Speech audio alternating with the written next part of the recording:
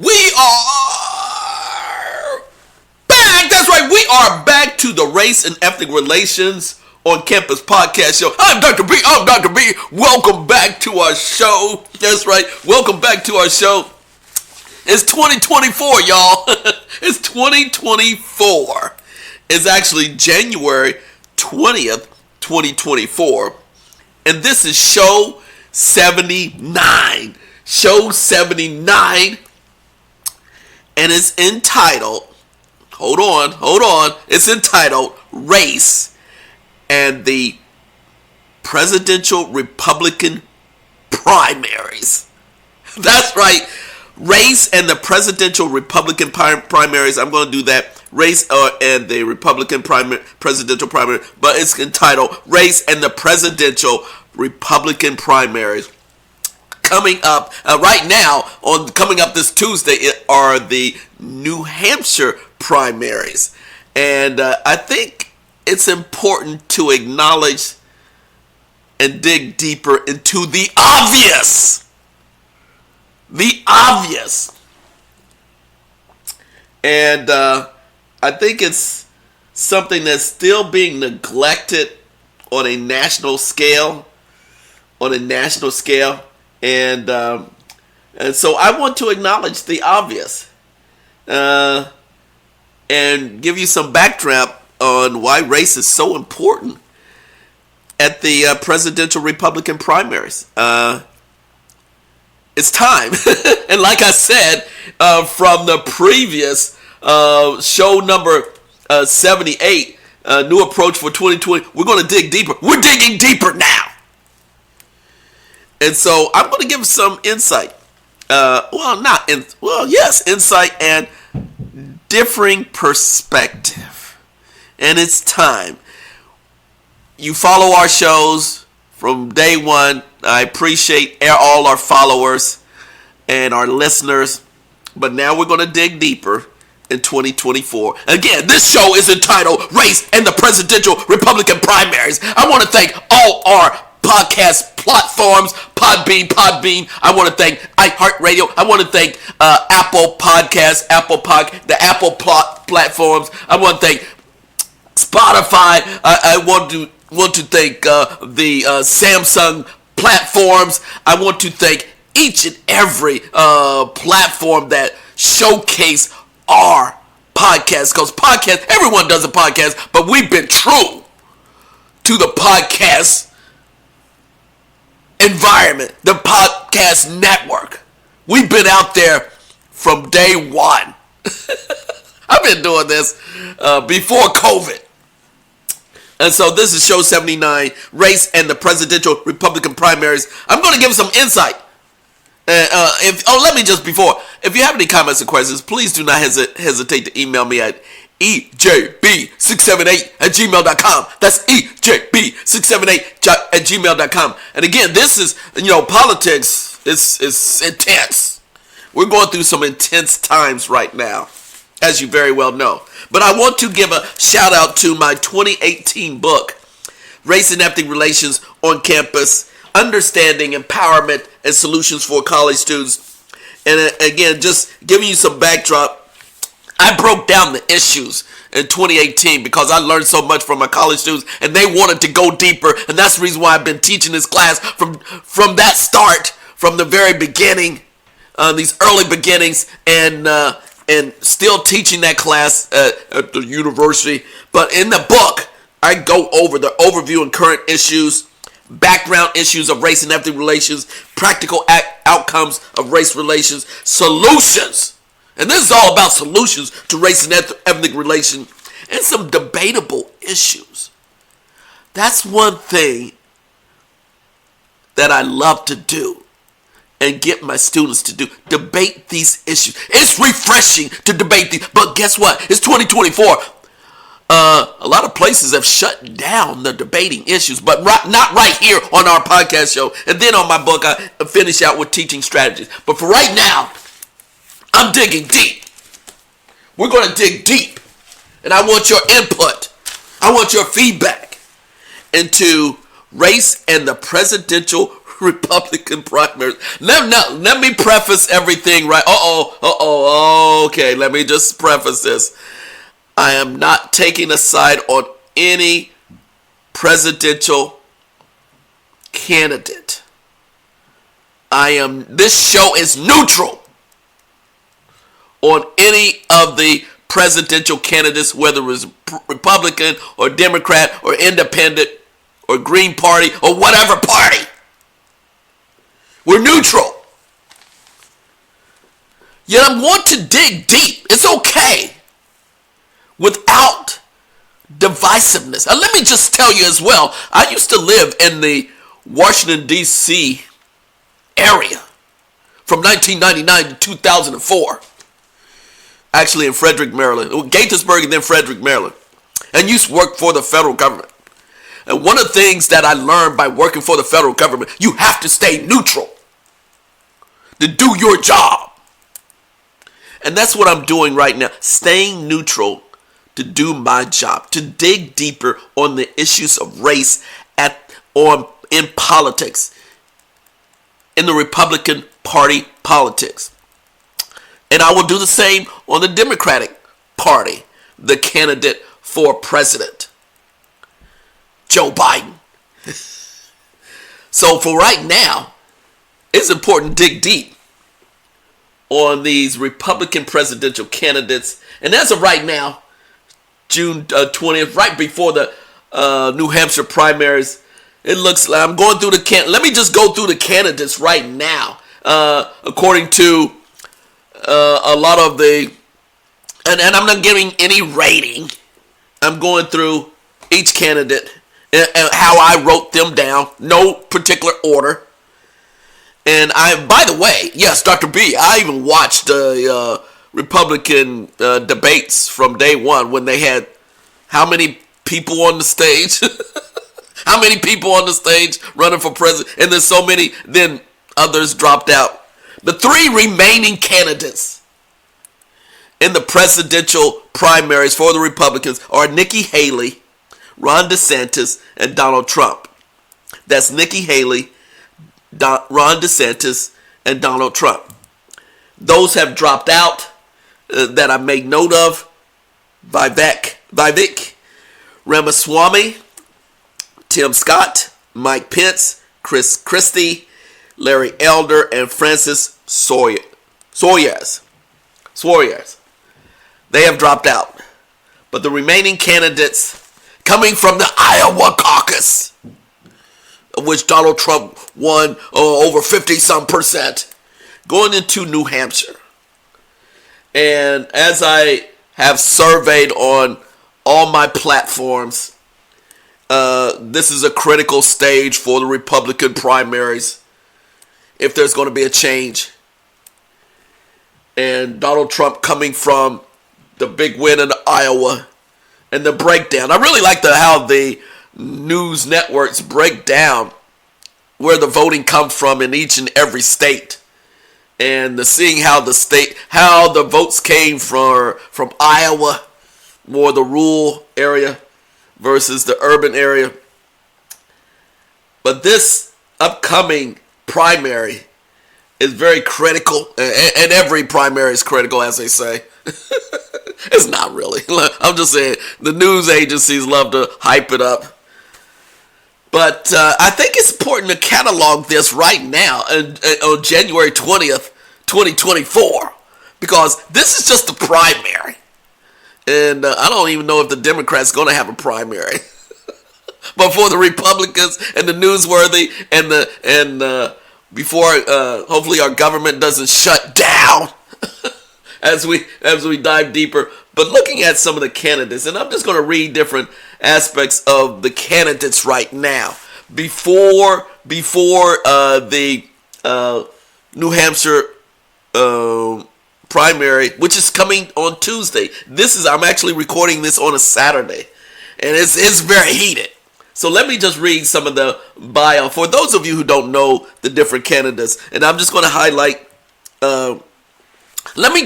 Before I get to the top candidates, let me highlight a couple of the ones that have dropped out. Let me I forgot about Doug Bergman too, North Dakota governor. But let me give you some of the other candidates that have dropped out of the race. Let me start with Vivek Ramaswamy. And this is just an overview, a description. Tech entrepreneur and author Vivek Ramaswamy ended his White House bid in January after a fourth place finish in the Iowa caucus and through his support behind former President Donald Trump. Ramaswamy launched his outsider campaign for the presidential focused on combating woke ideology, exposing government corruption, and ushering in a younger generation of voters into the Republican Party.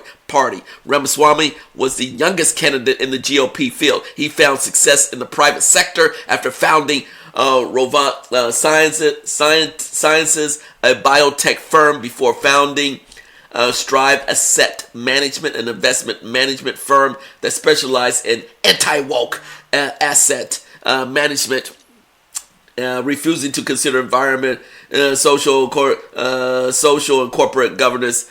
Again, when I saw Vivek on on the early primary sessions, the debates, he went from side to side. He was getting a lot of attention when he first started out, and attempted to separate himself, the new generation of Republican voters. But in the end, his notoriety spun out, and he gave his support to Donald Trump. And actually, I saw on TV, he's at one of Trump's rallies. So Vivek, he's done. Then there's Tim Scott. South Carolina and Tim Scott. And again, these are just descriptions. I didn't give you the race behind these individuals. But Vivek is Indian. Tim Scott, African American. Description: South Carolina Senator Tim Scott ended his campaign for president November 20. The only black Republican in the Senate, Scott entered the Republican primary in May 2023, touting himself as a principled conservative with distinctive, hopeful, and optimistic message. Scott began his political career with his election to Charleston County in 1995. He later served a term in the South Carolina House before being elected to U.S. House in 2010. Scott joined the U.S. Senate in 2013 after then Governor Nikki Haley appointing him to fill a vacant seat. He was the first black person to represent the Palmetto State in the chambers. Excuse me. So now Scott has endorsed Donald Trump, what I saw just the other day. There's also Mike Pence. Mike Pence, former vice president, ended his campaign in the White House in October 2023. Pence campaigned as a traditional conservative, seeking to manage the U.S. debt, shrink the federal government, increase domestic energy production, and about his Christian faith and his opposition to abortion and gender transition treatment for minors. Pence launched his campaign GOP nomination in 2023. Again, Pence coming from Indiana. I used to live in the state of Indiana, conservative, and former vice president. Again, he was very, very conservative, and unfortunately, he didn't find a lot of following. Again, he's the what I've seen, the old school type of conservative, and just didn't follow no trend. Now, moving to let me just move. Chris Christie. He was from a former New Jersey governor. Ended his White House campaign in January 2024, just days before the Iowa caucus were set to take place. He launched his another presidential campaign, June 2023. Christie previously endorsed Trump after dropping out in 2016, but Christie was elected governor in the Garden State. Christie just attacked Donald Trump from day one. He just attacked him from the very first debates, and just acknowledged that all the troubles that Donald Trump is going through, the litigation and everything, he just attacked him. And unfortunately, he fell out of favor for the Republicans and had to end his campaign in January 2024. I like his spunk, Chris Christie. I like his spunk, but he's a politician. He's a very polished politician. So I give props to Chris Christie for being a polished politician. Then there's Larry Elder, an African American conservative talk radio show host, ended his campaign GOP in October 2023, and then he endorsed Donald Trump. Larry Elder entered the race in April 23, pointing to security, the border, combating criticism of the United States is systematically racist among his reasons for running. This is Larry Elder. His campaign also raised topics such as school choice, limited federal spending, and counter the epidemic of fatherlessness. Again, Larry Elder ran for president before, didn't receive a lot of attention. He's from the West Coast, and he didn't receive a lot of attention. Let me just mention Asa Hutchinson from Arkansas. He ran. Will Hurd ran as well. Perry Johnson ran for the nomination. Doug Bergman, as I indicated. And there's Francis Soares from, let me just make sure, Miami mayor, who's a Hispanic American Latino from Florida, second term, most populous city, entered the campaign in June 2023, urging Republicans to unify, evoking Ronald Reagan's call for the party to rebuild its Big Tent coalition. Again, the only high-profile Hispanic candidate in the GOP primary, Suarez had been aiming to connect with segments of the country. Again, didn't develop enough support. He dropped out early. So now I am 16 minutes in. Now we're in the final three candidates, and I'm going to start with Nikki Haley. Nikki Haley, right now.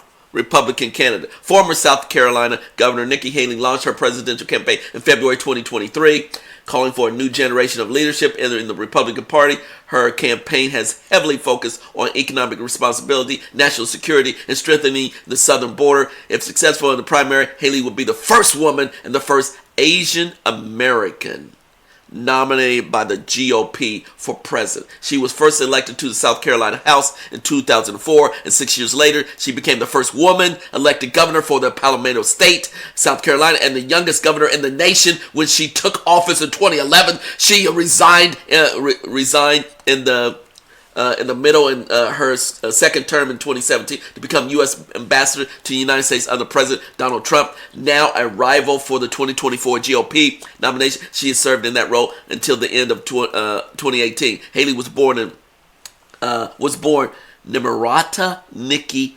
Rodwa in Baumberg, South Carolina, to Indian immigrants. She attended Clemson University, where she met her husband, Michael Haley.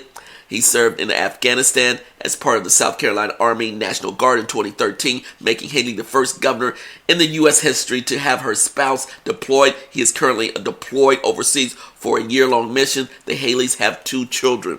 And let me just give a backdrop. I saw a segment by CNN and several other agencies on Nikki Haley and her family. Wow, she's been through a lot, and her husband is overseas. Her 2 children, outstanding children. Great spots that I saw, segments on her family life, and she's very approachable. She's getting a lot of support, a lot of donations from major sponsors, major support, and she brings a different look. And if you see a little bit of her background, her early photos as a young Asian American young lady with her family, I mean it is the American dream, and yet she's been called out by other candidates that she has not acknowledged her ethnicity as much, even though she showcased it again and again and again. And she's running straight against Donald Trump. And again, there's no endorsement here, but if the GOP wants a different face and a different look, you can't get a different face and different look and acknowledge the issues that are happening that has happened in our country. Now, one of the things she was criticized that she did not acknowledge the racism that has happened in our United States from day one. I think, unfortunately, politically, sometimes you miss an opportunity, the most obvious things, particularly when you represent the state of South Carolina. That's all I'm going to say on that part. Because, again, those issues have its history is there. It's well documented. So you can't get around it. That's the reason why we dig it deeper. Sometimes folks just miss the obvious.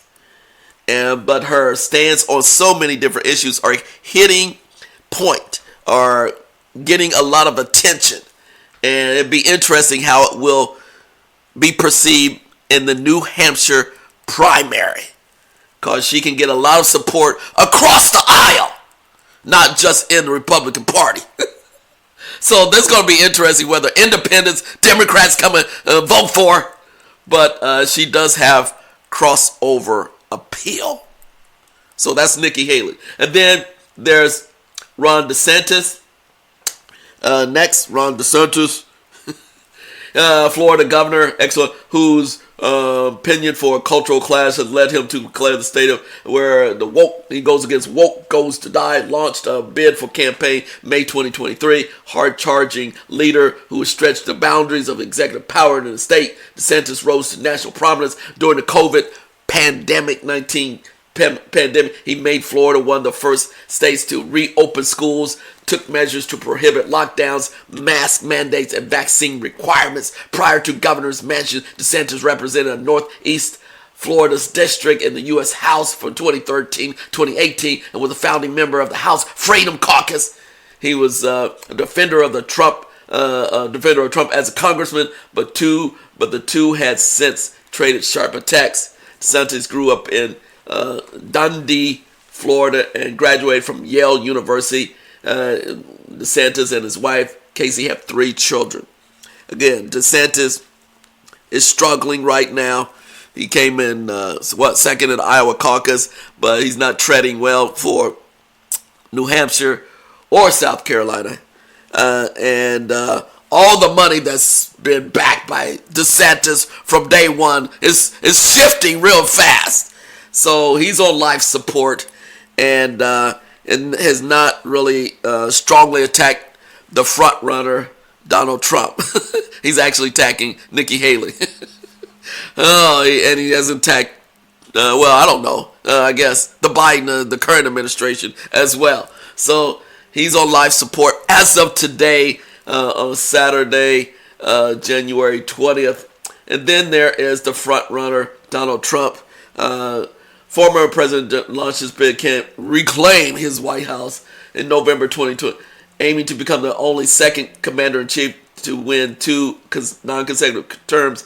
Trump continued to deny the outcome of the 2020 election. He lost to Joe Biden, promotes baseless conspiracy theories about election fraud. He was twice impeached by the U.S. House of Representatives, including his role in inciting the deadly January 6, 2021 insurrection in the U.S. Capitol following the electoral defeat. As of August 2023, Trump faces 91 criminal charges across 4 separate cases against him, including over his efforts to overturn the 2020 election, result in his alleged mishandling classified. If he wins another term, Trump has said he would overhaul key factions of the federal government and slash social safety net programs. He has vowed retribution against his political opponents and has said he would appoint a special prosecutor to go after Biden and his family. Trump was born in New York City and graduated from the University of Pennsylvania with a bachelor's degree in economics.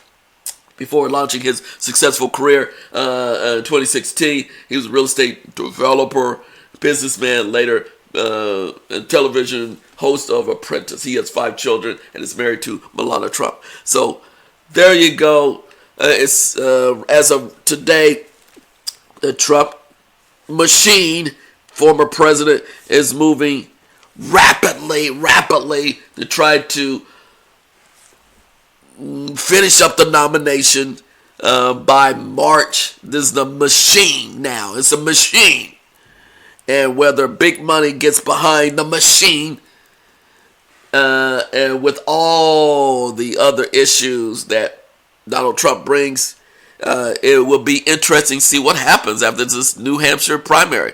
Does he wrap it up with support? Things go in trends, and then what happens in March and the big Tuesday, big Tuesday where I don't know how many states have their primary elections. Republican, Democrat primary elections. But as of today, it's a toss-up right now. Let me just say, it's a toss-up. And I think, let me just say, now I'm finishing up right here. I'm 25 minutes in. Those are the candidates. But it's kind of interesting. Oh, here we go. I give you the backdrop of the candidates.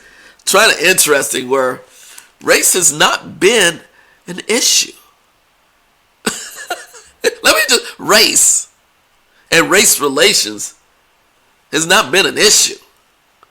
Yeah, immigration, migrants, that's border issues have been an important campaign issue. Economics, the economy. Economy is not good. All these other issues are at the forefront. But again, this show and this podcast is about race and ethnicity.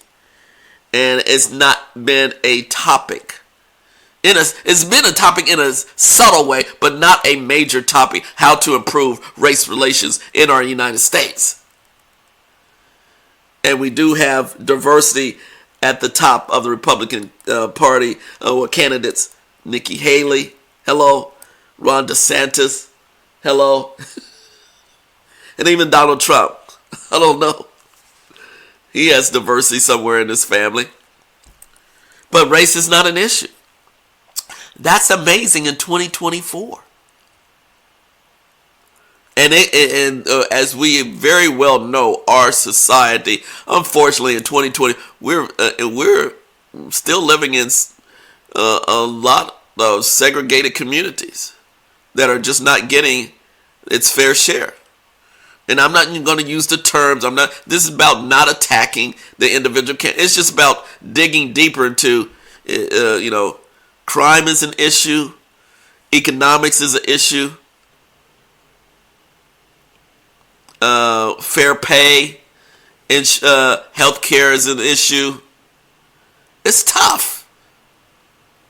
It's extremely tough day to day. And the candidates are bringing these issues. These final three candidates in the Republican Party are bringing it up in different ways, but they're attacking each other. They're getting support from big corporations. And, of course, they're going to get a groundswell of support from their constituents. But let me just tell this audience right now. Of these three candidates, Dr. B's going there. I told you I'm going deep. Of these three candidates, do you feel comfortable of how they will address race and ethnic relations in our country?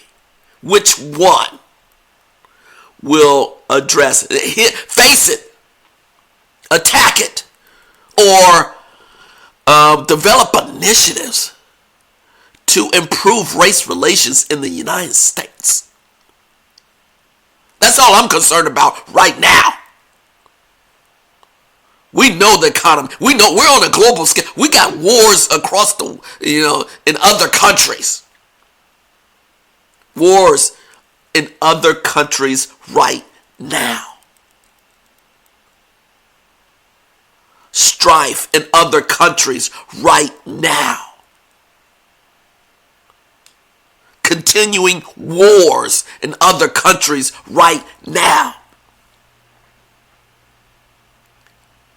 Yet are we going to address the issue of race in the United States? How fragmented our communities still are now. Who would be an effective leader to tackle, to face it head on in 2024 and beyond? We're talking about another 4-year term, 2024 to 2028. Who will be an effective leader? Who will talk about race and ethnic relations, how to improve it? What are the initiatives? What are the strategies? Because this is what I teach in my class, race and ethnic relations, and my students come up with some great solutions. So I'm waiting for the Republican candidates to come up with some great solutions for all of us to get along. That's where I'm at. That's the reason why we're digging deeper on these Republican candidates. What do you think? Do they have any solutions? Do they have any strategy? Do they have any policies? Who are seriously going to attack, address, confront issues of improving race relations in our country? To me, Dr. B, that is so important. It's ingrained in our society, and we have to not sidestep the issue, particularly now for the next 4 years, 2024 to 2028. We're almost to 2030. And our population, U.S. population, is so much more diverse than ever. Hello. And we're sidestepping the issue. Which candidate will tackle it face to face and develop solutions? Serious solutions, and back it with federal support, resources, and money. Not just talk. Again, like I said, I used to live in D.C. area, saw a lot of talk, saw a lot of stuff going back and forth. But the bottom line is, when you get that budget from the president, you see where the money's go. You see what policies or programs they actually support. What campaign promises that they actually support. So there's a lot of campaign promises right now. But will any of these final 3 candidates as of January 20th back up their promises, particularly with regards to race and improving race relations, back it up with support, funding, a line item? Again, we can't sidestep these issues anymore. It's so critical. And this is not one of the top issues that come up in the, in the surveys, in the, in all these political surveys and assessment and evaluation and these polls, these political survey polls. It don't come up, but we know it's a part of every community, particularly every college campus across the United States. So there you go. This is Dr. B. I'm 2 minutes over. Thank you for listening. Please, if you have any comments, and again, try to be neutral to these issues. Politics is highly competitive and combative. I'm not going to go there.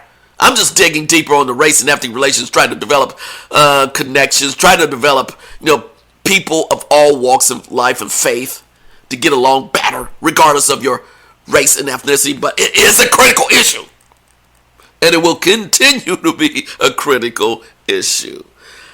I want to thank all our listeners. I want to thank our platforms. I want to thank Apple Podcasts, Spotify, Podbean. I want to thank Samsung, and all those who are on the iPhone, the AT&T. Give a shout, AT&T. All the podcast platforms. Please share it. Please like. Please subscribe to Race and Ethnic Relations podcast show, on campus podcast show. Share it with your colleagues, friends, your political partners, and start continuing the dialogue. Thank you very much. 4 minutes over. We are just getting started and digging deeper, and we're going to follow up these campaigns right now. This might be this year's going to be kind of testy, because we're in a presidential, political, and also governor's race. I'm not even going to touch the governor's race yet here in North Carolina. Hello. But we're going to go there too. So thank you for listening, and please We all are trying to come together on these issues. Have a great week. Have a great month. We are just getting